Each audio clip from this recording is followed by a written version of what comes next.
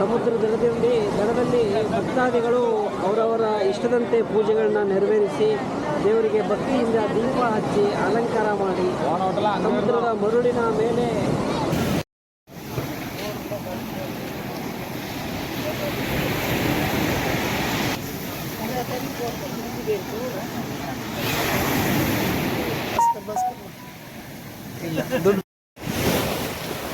ಎಲ್ಲಿದ್ದೀರಾ? ತಿರುಚೆಂದೂರು, ತಮಿಳುನಾಡಿನ bottom of India. ತಿರುಚೆಂದೂರು ದೇವಸ್ಥಾನದಲ್ಲಿದ್ದೀವಿ. ನಾವು ಇಂದಿನ ಹುಣ್ಣಿಮೆ ದಿನ ಬಾಟಮ್ ಆಫ್ ಇಂಡಿಯಾ ತಮಿಳುನಾಡಿನ ತಿರುಚೆಂದೂರು ದೇವಸ್ಥಾನದ ಮುರುಗನ್ ದೇವಸ್ಥಾನದಲ್ಲಿದ್ದೀವಿ. ಬೆಂಗಳೂರಿನ ಬಂದಿದ್ದೀವಿ. ಎಲ್ಲರೂ ಪ್ರಸಿದ್ಧ ಟೈಮು ದೇವಸ್ಥಾನದ ದೇವರ ದರ್ಶನಕ್ಕಾಗಿ ಬಂದಿದ್ವಿ. ಸತೀಶು, ನಾನು ನಾಗರಾಜು ಬರ್ರಿ, ಅರೆಗೌಡರು ವಿಶ್ವ ನಮಸ್ಕಾರ. Okay thank you.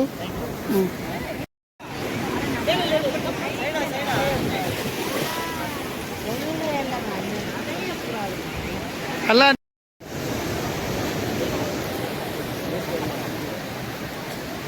ಬೇಕಾ?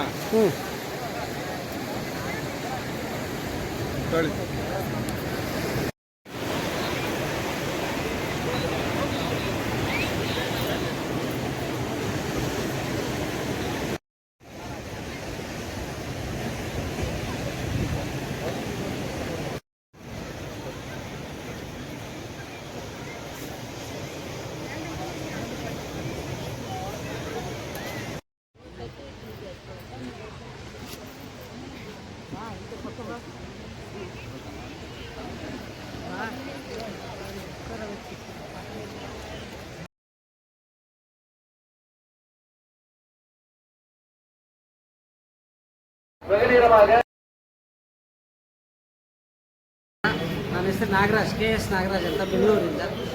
ನಿನ್ನೆ ಇಲ್ಲಿ ತಿರುಚೆಂದೂರಿಗೆ ಬಂದಿದ್ದೀವಿ, ಮುರುಗನ್ ದೇವಸ್ಥಾನಕ್ಕೆ. ನಿನ್ನೆ ರಾತ್ರಿ ಎಲ್ಲ ದರ್ಶನ ನೋಡಿಕೊಂಡು ಆ ಕಡೆ ಸಮುದ್ರ ದಂಡಕ್ಕೆ ಹೋಗಿ ಎಲ್ಲ ಭಕ್ತಾದಿಗಳು ಬಂದಿದ್ದೆಲ್ಲ ನೋಡ್ಕೊಂಡು ಬಂದಿದ್ವಿ.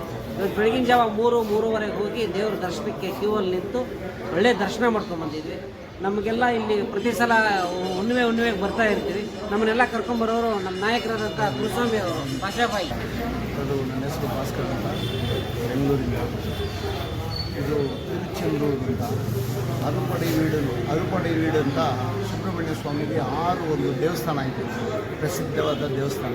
ಅದರಲ್ಲಿ ಒಂದು ತಿರುಚೆಂದೂರು. ಈ ತಿರುಚೆಂದೂರು ದೇವಸ್ಥಾನದಲ್ಲಿ ವರ್ಷಕ್ಕೊಮ್ಮೆ ಸೂಳ ಅನ್ನೋ ಒಂದು ಮಹಿಷ ಇವ್ರನ್ನ ವಧ ಮಾಡೋದು ಒಂದು ಸಂಹಾರ ನಡೀತದೆ.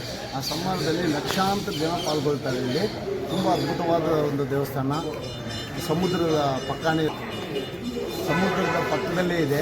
ತುಂಬ ಅದ್ಭುತವಾದ ಅಲೆ ಬಂದು ಆ ದೇವಸ್ಥಾನ ಗೋಡೆಗೆ ಬಂದು ತಾಕಿ ಹೋಗುತ್ತೆ. ಸುನಾಮಿ ಬಂದಾಗೂ ಎಲ್ಲ ಕಡೆಯೂ ಭಯಂಕರ ಒಂದು ಎಫೆಕ್ಟ್ ಆಯಿತು. ಆದರೆ ಈ ದೇವಸ್ಥಾನಕ್ಕೆ ಯಾವ ಒಂದು ಸಣ್ಣ ಒಂದು ಎಫೆಕ್ಟು ಆಗಿಲ್ಲ. ಆ ಒಂದಿದು. ಇನ್ನೊಂದು ಇದು ಬಂದು ಒಂದು ಗುರುಸ್ಥಳ. ನಮ್ಮ ಹಣೆ ಬರ ಏನೈತೋ ಬ್ರಹ್ಮ ಬರ್ದಿದ್ದಾನೋ ಆ ಹಣೆ ಬರನ ಬದಲಾವಣೆ ಮಾಡಿ ಬರೆಯುವ ಒಂದು ಇತಿಹಾಸ ಈ ಸುಬ್ರಹ್ಮಣ್ಯ ಸ್ವಾಮಿಗಿದೆ. ಇಲ್ಲಿ ಹುಣ್ಣಿಮೆ ಆದರೆ ಲಕ್ಷಾಂತರ ಜನ ಬರ್ತಾರೆ.